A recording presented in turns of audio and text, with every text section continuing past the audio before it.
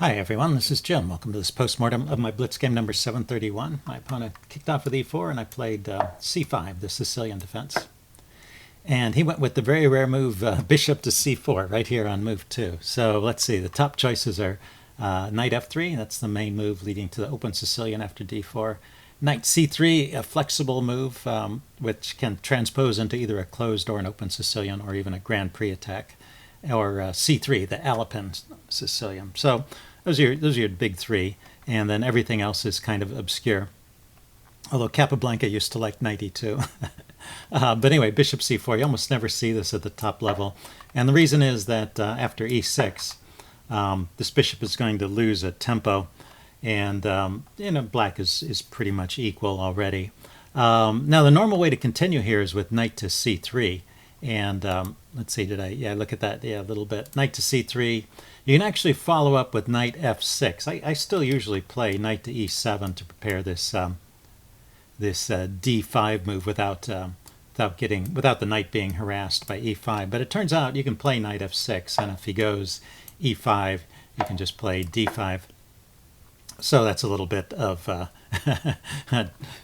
chess knowledge that I didn't have, so maybe I'll try that next time. But anyway, he didn't follow up in the normal way. He instead of playing knight c3, he played c3.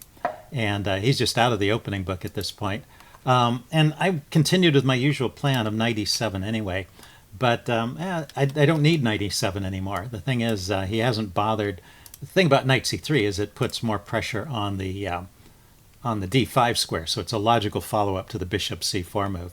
He put a pawn there instead of his knight, so now I can just play d5 right away, and I should. This would be the way for black to get the most advantage out of it. He can throw in this check, but if you look at this position, both sides have had 5 moves, so it's white's turn to move here, but the development is about equal, and black has more space. I guess the center control is about the same, except for the fact that black center pawns are more advanced. So anyway, I think this is fine for black, and probably a little bit better. Let's see. Instead of playing that, I just went knight e7 right away. Like I said, normally I see knight c3, and I play this knight e7 move to prepare d5, and also I want to play g6 and bishop g7 and get my bishop on the long diagonal. So anyway, because of that, he gets in d4, and we get a position which is not bad for white or black. It's in the range of about even, or with some sort of slight opening edge. So anyway, I exchanged on d4, and then I played d5, and he went with this bishop b5 check move. If he had played, if he had taken here, or if he had just dropped his bishop back to b3, then this would still stay in the range of about even or slight edge to white, typical opening advantage, and it would be a playable position. Looks like bishop b5 is just a mistake because of bishop d7. This sort of forces some exchanges here. And then after this move, e5, black is just better. And if you can look at this, this is like a French defense where I've gotten rid of my problem bishop. The light squared bishop is gone. And his remaining bishop is the dark squared one, which will have trouble sometimes navigating around the center pawns. Plus I have 2 moves of development, so black is really just better here. But I don't, well, let's see, I keep the advantage for a while, but the advantage sort of slowly drifts away from me during this part of the game. Let's see, he plays knight f3, oops, knight f3.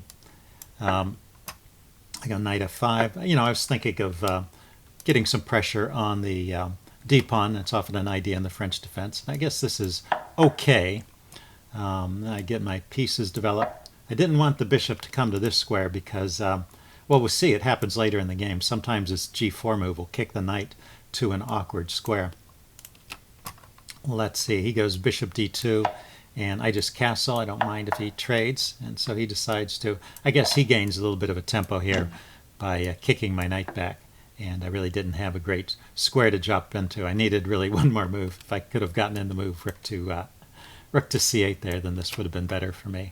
So I think white is on the way to equalizing here, but I think still I have some slight edge here. He goes knight c3, and rook a to c8. I'm just getting my pieces out a little bit faster.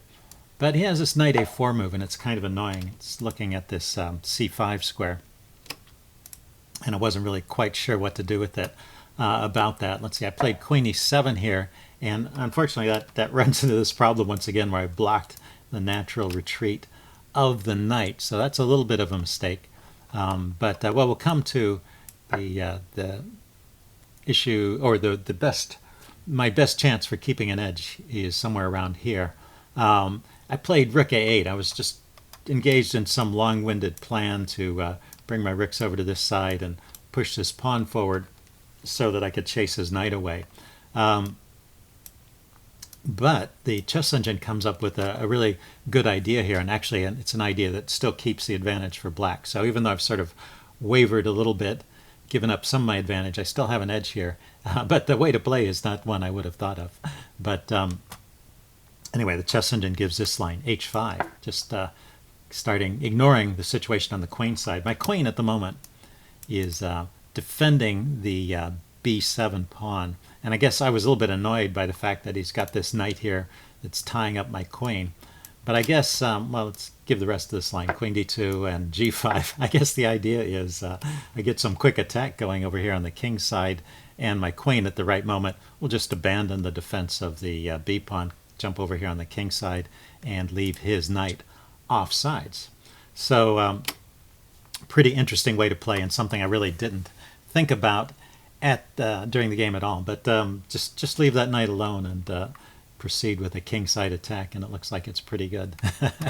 So I think that's interesting. Anyway, so yeah, my ideas were completely different. I was trying to evict that knight, and after he played rook c1, I could have, if he hadn't played rook c1, I could have played b6 right away to kick the knight out. But now if I play b6, my knight is loose, and he can move his knight with tempo and maybe pick up some material there and win my knight. So I had to defend the knight, and then now he gets in the move g4. So my concentration, or my focus over here on his advanced knight has caused me to neglect my own knight.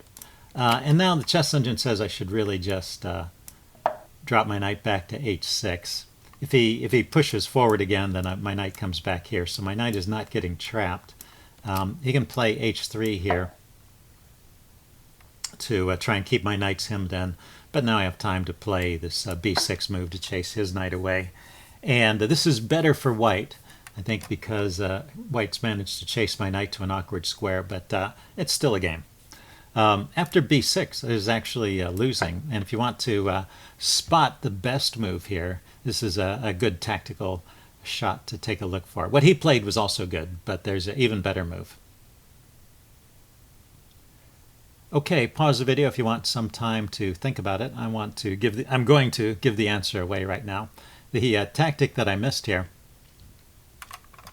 is he can play this move, knight to a4, and so he's getting his knight away from the pawn, but it also comes with a tempo because he's threatening to take that pawn and fork my two knights, and I don't really have a good answer to that. You know, I can save my knight, or I can I give up the exchange here, but there's really no good reply. If I save my knight, I give up the exchange. If I defend the pawn, then I give up my knight. So probably it's better to move the knight and give up the exchange. Anyway, so that would have been a pretty simple win. Actually, the way he played it, taking the knight, I take his knight, this would be good as well, but he didn't follow up correctly. From this point on, he kept making little errors, but the right follow-up here is rook to c5. Rook takes c5. The idea is that it's putting pressure on my d-pawn here, and so, you know, I need to, if I try to get a pawn back by taking on f5, then he can take on d5, and so he stays a pawn up in this line. He's got an active rook. Maybe it's a little bit misplaced right now, but I don't know if I have a great way to exploit it at the moment. If I chase it with the queen, the rook can always come back to the c5 square. So anyway, yeah, those two central pawns plus being a pawn up, I think that's also a pretty straightforward win for white. Instead he played f6. I'm not sure what he was thinking here. Well, it's easy to miss that idea of rook takes with the idea of pressure on the d pawn. I thought that was pretty clever when the chess engine pointed it out. But this move just gives a pawn back, right? I take, he takes. Oh, he didn't take right away. He took on c5 first, and then I took on e5, and then he took with the knight. It would be better for him to take with the pawn.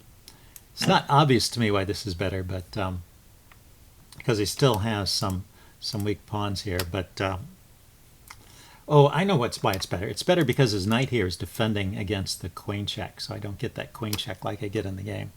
So instead, he took with the knight, and I exchanged off the knight, and then I can play the check and pick up the pawn. I thought it'd be better to pick up the center pawn and then round up the c pawn later. The chess engine actually prefers taking the c pawn first.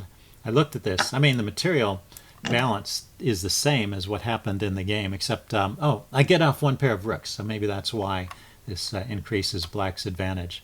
Whereas what happened in the game, I go queen g5 check, he steps aside, and I grab the e pawn, and so like I said, I'm pawn up, so I'm better here, but he has both pairs of rooks and he can get counterplay. So I guess that's why taking on c5 was better, because he had to lose he had to give up one pair of rooks. So anyway, he went rook g1 check and chased my king into the corner. I went to the corner. I went queen f3.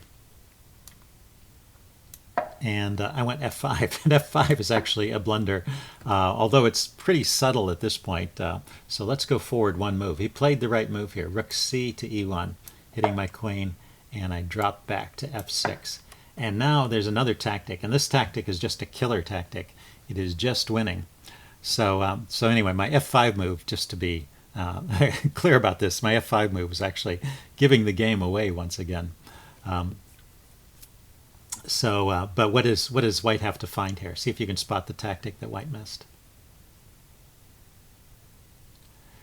Okay, I'm going to pause the video here. I'm going to give the answer away, I mean, so you should pause the video if you want some time to think about it. Here, the answer is rook takes e6. It's just a rook sacrifice, but it's removing my queen from this key diagonal. After the queen leaves that diagonal, he has a check. And my king has no moves, and my queen can't interpose without losing the queen. So this wins a queen, and maybe more. I think it wins the game pretty quickly. So so that would have been a disaster if he had spotted that move. So that's why gotta keep your eyes open for these tactics. That's a very nice one, a little distraction tactic to keep my queen off to drag my queen off this diagonal. It's important. I guess you start out by noticing that this is a key diagonal, and my king has no squares to move to if he can just chase my queen away. Anyway, he played rook g3 with the intent of doubling on the g file. I grabbed the c pawn. It turns out this is correct. After this, I'm winning. After this one move, rook g3, he misses his chance, and now that the tactics no longer work. Actually, I'm not sure why. Why doesn't this work? Why can't he play rook takes e6 now? Because I have a queen. Because I have a queen check on the back rank. I guess that will buy me enough time to escape my troubles. Okay. So he went rook e to g1, and let's see. I brought my rook back to the back rank here to protect against invasions. He played queen h5, and I played rook g8.